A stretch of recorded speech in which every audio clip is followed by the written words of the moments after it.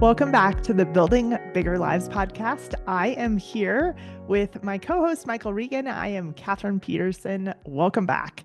Today, we welcome another great guest to the podcast, and this is going to be a great one. I don't know this guest as well as Michael, so I'm going to let him ask most of the questions, but I'm excited to learn more about Rich Jefferson.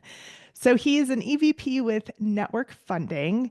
And one of the things I love about him is that he manages people in 4 time zones, which I wonder what your day looks like. Hopefully, that'll be one of our questions. You're really focused on growth.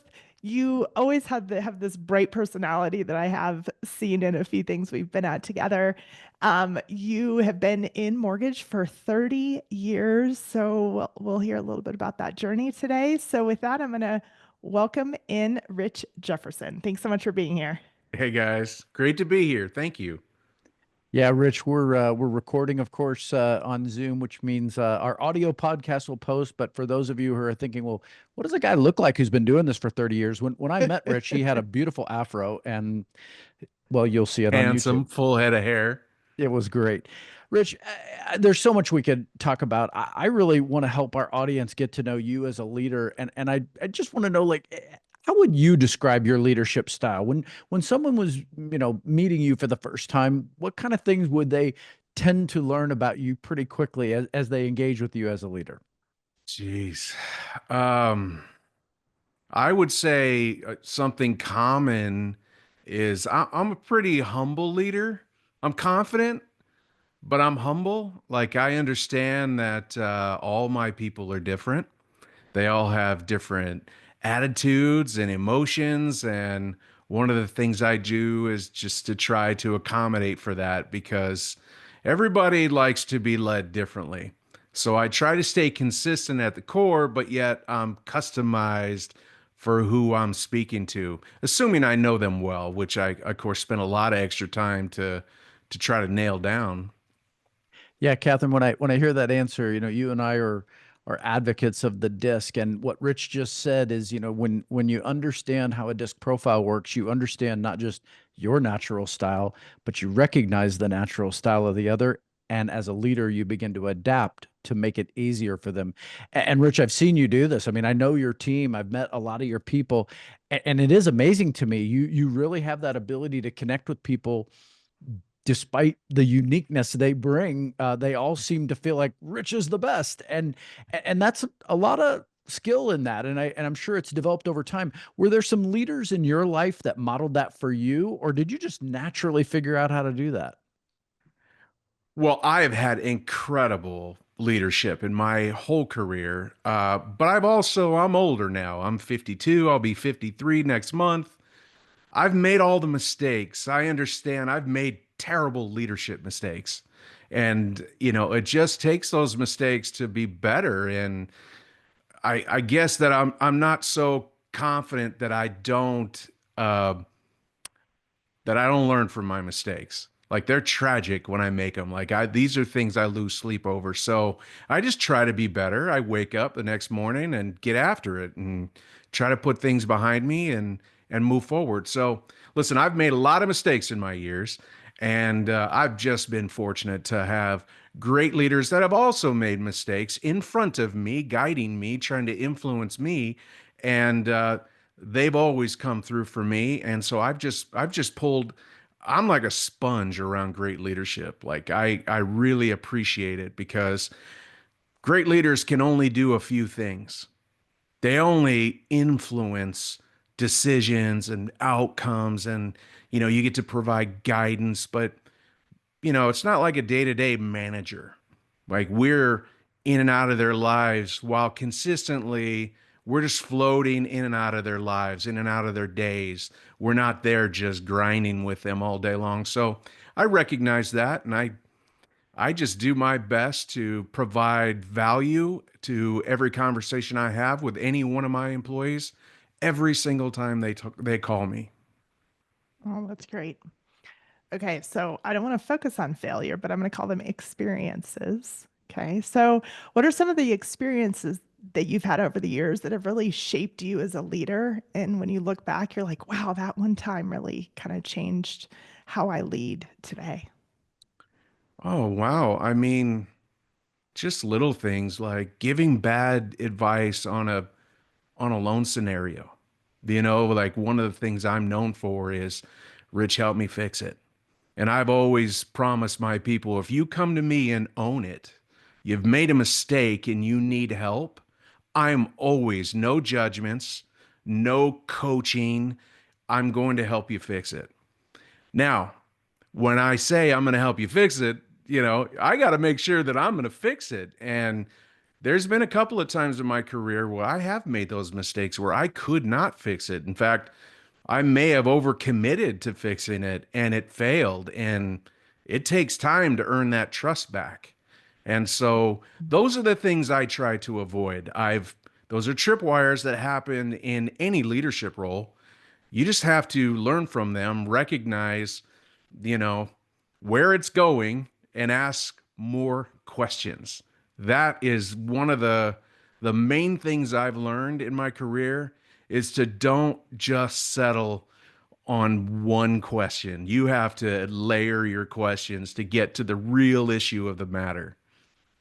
Yeah, I've seen you do that in person, Rich, and that doesn't come across as contrived. It comes across very naturally. You come across as a very genuine and curious person.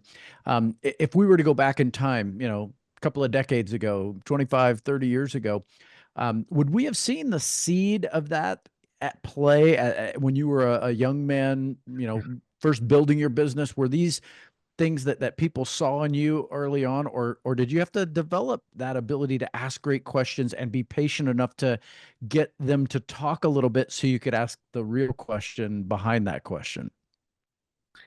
That's interesting you would ask that, Michael, because for many years I never thought about, was I always in a leadership type of role, or did I always take control of situations? And it wasn't until I started working with building champions that I started reflecting on, how did I get here? Like, where do these traits come from? Obviously they come from mentorship and great leaders that I've mentioned before, but I look back at when I was a kid, like let's say 15, 16-year old. I was always the one to keep us out of trouble. I was always the one to say, "Do you think this is what we should be doing?" Or leading a team. Some of my baseball and ice hockey teams, I was captain. I was just always in roles of some form of leadership, and I just didn't realize it.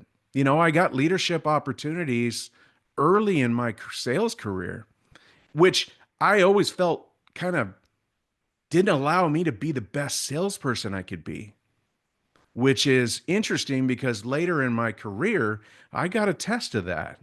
So we can talk about that later, but um, just I've had signs of leadership in the past. So I think that what I love is that it was just kind of naturally in you, but it's probably developed a lot. And one of the things that I really love about you is just your energy and your passion. So how have you kept that passion up over, 30 years of being in this industry? You don't have that hardened, I don't know, rough side that I think sometimes people can get after being in the same career for so long. So how do you keep that passion up? Man, I love the mortgage. I hate to love it. I mean, it's an incredible career and I get to work with, great people. But at the end of the day, I mean, we are really doing something great for not just our economy, but for families, and just homeownership is just the American dream. But we get to guide people through that. We get to assist our referral partners and make them better. And these are all things that excite me. It wasn't, it hasn't always been great. I mean, heck, the we've had a pretty rough 28 months. But somehow what are you going to do? Unless you want to quit and go find something else to do, you just got to short, choppy step through it with a smile if you can. And listen, good things happen to good people doing good things. That's it. And if we're focused on doing the right things every day, making ourselves better, learning on mistakes, and just moving forward, good things always happen. It's just they may not happen right now or tomorrow, but they're eventually going to happen. And that's what I stick to. It's maybe I'm a hopeful dude. I mean, at the end of the day, I'm hopeful that my people stay happy, and I try my best to keep everybody happy and engaged with me and my company.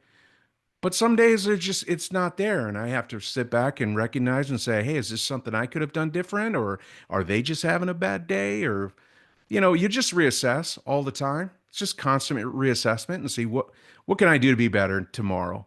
And tomorrow always is a great new day. What are you going to do? But Catherine, smile.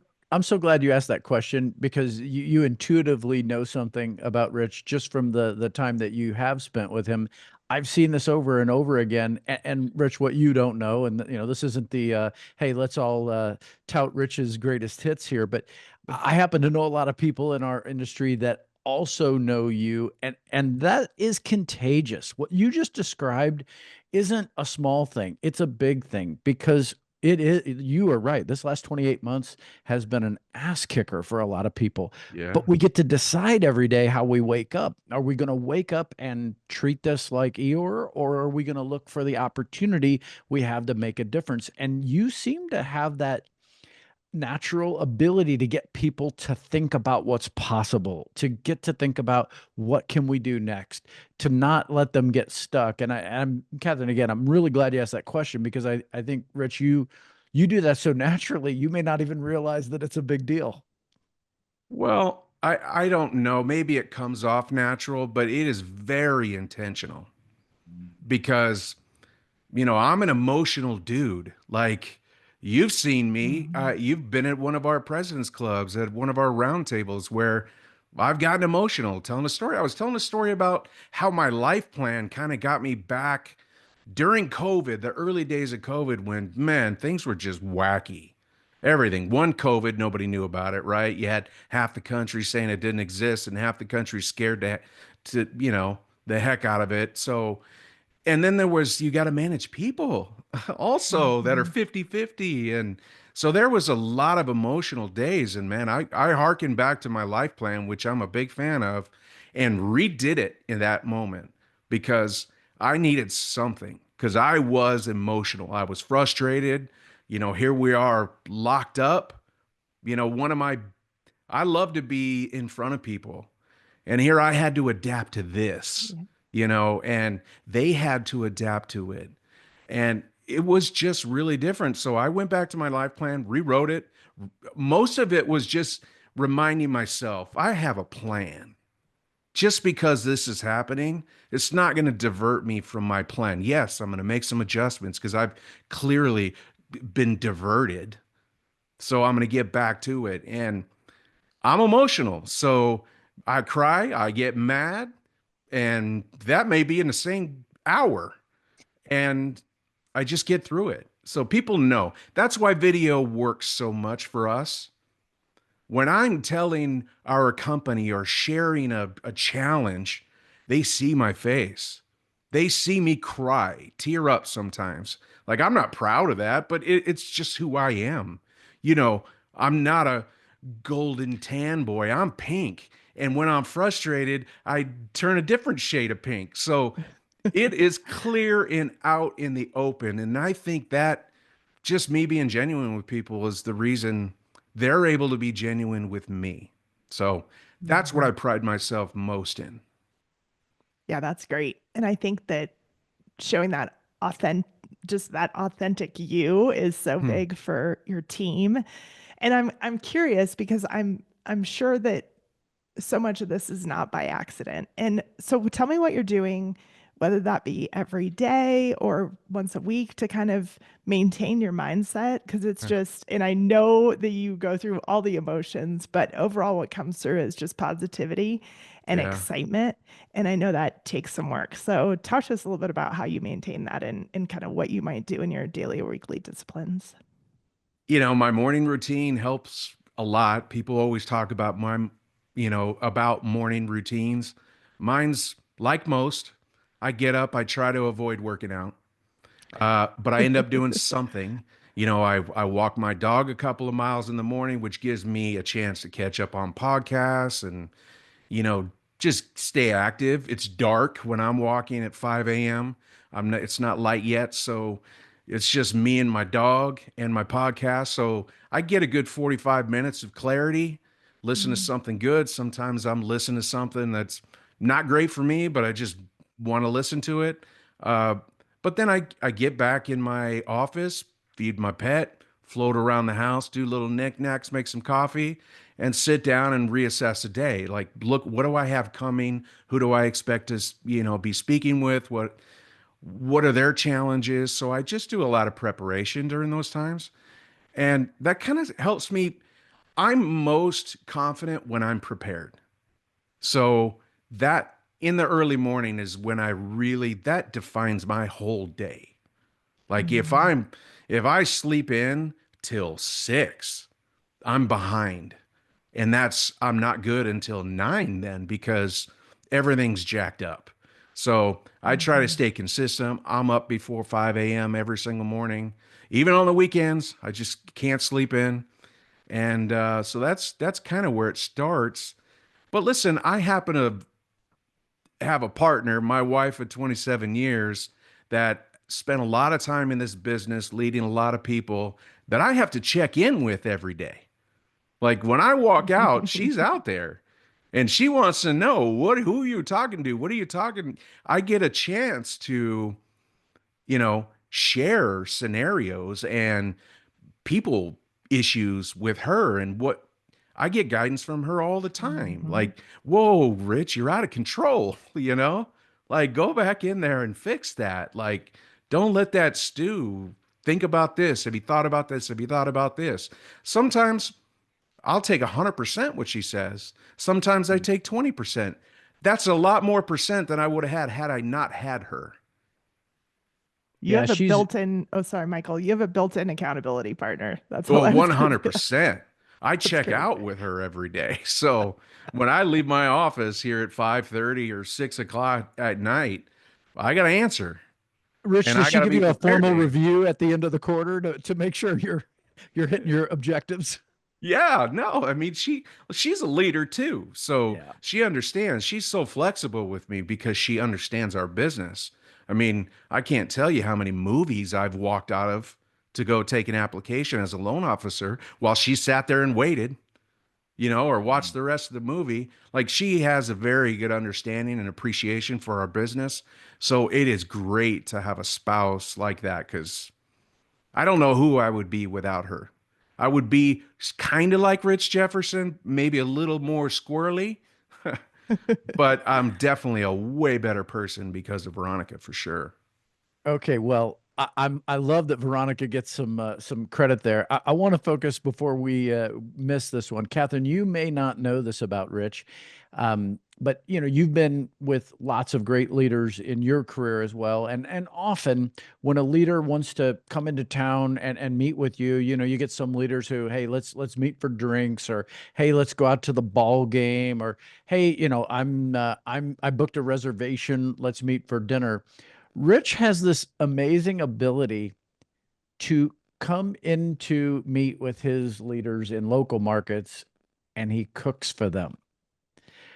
Rich, I know for you, this is something that is natural. It's a natural extension of who you are and your passion. But tell the audience a little bit about where that came from and what that looks like, because I'm not familiar with too many other leaders who come in and cook for the teammates that they serve. Well, I wish I could do it more, obviously, but it's just cooking's a passion for me. That is the one thing that I do when I'm not working. Like I love to cook and I love to learn. It's just another thing that I'm keeping focused on when I'm not working. And I love to share it. Like I'm a guy that I want to sit at a table with 8 or 10 people, always laughing and drinking and just having great food. That's just the next best place to be for me. And so I just try to share that, man. A lot of our people, they have nice homes and beautiful kitchens, but they just don't cook. Mhm. And, just like in any sales, anytime you can sit at a kitchen table with somebody, That's where rapport is built. That's where the fun is had. Whether you're selling mortgages or widgets or whatever it is, you can get to a kitchen table, you're in a good place because you really get real good, tight relationships built around a kitchen table. And to show and teach people how to cook or teach people how to cook something. Maybe it's something because I'll go to Whole Foods or Sprouts or something in whatever city I'm in and grab food. I'll assume they have nothing but a pan and a stove, and I'll show up with wine bottles and, enough to cook a meal for 4 or 5, depending on whether they have kids or not, and just show up and wing it and have fun. That's the best. Wow, that's awesome. For Yeah. those who do watch on YouTube, I was pretty excited about that. Because I think that when you cook for somebody, it's like a different form of love, right? Oh, You're like 100%. pouring the love into the food, and then you get to share this great moment with them. So that's one of my favorite new facts about you that I'm going to file away in my little little file cabinet. One of the things I want to ask you is if somebody had to remember one thing about you and really take away one thing that, hey, if we're going to talk about Rich, this is what it's going to be. What is that one thing for you? And do not say he's ridiculously good looking. Okay, other than that, I would say that guy is passionate. I mean, I'm passionate about a lot. I'm passionate about relationships and mortgage and just trying to be the best leader I can be. I put passion behind everything I do. And sometimes it comes off as just aggressive, which is my high D in my disc profile. Mhm. But it's in love. It's not in aggressiveness. It's just I'm a direct person, but I try to use a little empathy and little emotional IQ to kind of tone myself down. But I am a very direct person, but I like to have people just believe that I'm just pretty passionate about what I do and how I feel, how I'd like to see them operate life, at least in what I can influence in their careers. But passion's probably the biggest thing for me. Oh, Rich, that's such a good answer, and I wouldn't disagree with that at all. And we've spent a lot of time today looking, back at some of the things that you've drawn from, some of the current things that are present. I want to make sure we don't miss the opportunity to look ahead a little bit and just draw from some of what you see, because as a person who has had all of these experiences and does draw from so many interesting people in different markets doing business with different kinds of clients, I mean, you literally have one of the most diverse lineups that I get the pleasure of seeing. Take me out 2, 3 years. Like, if we could go out 3 years from now and look back, what kind of things would have happened with Rich Jefferson if he were to say, I'm really happy with the progress I'm making in my role with network funding? What would we see? Well, one, I want to see continued growth. You're going to see me continue to grow, and hopefully people follow, because we do have a challenging few years ahead of us. We've got so many tripwires that they're not invisible, like they're out there plain to see, but you need to understand how to get through them, over them, under them, whatever you got to do. Right? Our industry is changing. The landscape is changing. People are changing. Maybe we don't have as many people in our industry. I mean, we've already seen quite a few fall out of the industry over the last 24 months. Likely to see more consolidation in our industry. But what I hope to see in 3 years is my company grow, my company be full of just great leadership at whatever level they're at. They're all leaders in their communities. And that's the thing that's going to separate the great people in our industry from a lot of this big box, big organization, big digital environments. At the end of the day, people trust people. People want to do business with good people. And if when was the last time convenience was less expensive? Hmm. You know what I mean? It's never happened, right? We know it now. Convenience is having your favorite restaurant's food brought to your door. You could have saved 30%. if you'd have gone and had dinner in the restaurant, but convenience is more expensive. So I don't think these big digital players, of course, they're going to do a ton of marketing and they're going to be a challenge for us. But for us self-generated people, pros in our communities, in our industry, we can be better. We can earn a great living and provide a great experience through the mortgage and home buying process. We can do that. We can't get bogged down with the noise. We have to focus on what we're great at. That's what I hope to see in 3 years. That's what I'm thinking about every day. How do we differentiate ourselves from the big, loud noise in the industry and provide an incredible experience in our own community? That's where the love happens. You know, you're not gonna, a Rocket Mortgage isn't going to sponsor your little league team. They're not taking their dry cleaning to the dry cleaners in the neighborhood. That's you got to be a pro in your community, and that's what I hope to guide and lead my people to, because otherwise you're just not going to compete. You're not going to compete with 4 hours of ads in a Super Bowl for a big competitor. You can't compete with that. You got to be better. You got to be different. You got to provide a better experience. That's it. A blue ocean strategy. That's what Yeah. we've talked about, and I know that's what you believe in. Kathryn, I really appreciate you giving me the opportunity to bring Rich into the fold today. Any closing thoughts before we tie this one down? I can just feel that passion. So it's been great to have you here. And thanks so much for being so open and vulnerable and honest and sharing some gems today. So it was great to have you here. Thank you. Thank you, guys. I appreciate you. Yeah, really glad to have you. Folks, that's going to be a wrap on today's episode of Building Bigger Lives. Again, I'm Michael Regan along with Kathryn Peterson. We drop an episode every Wednesday on your favorite podcast platform. So do go find us. Do like what we do. Do share it with others if you find value in it. And again, my thanks to Rich Jefferson, our guest today. And we look forward to seeing you on an episode again.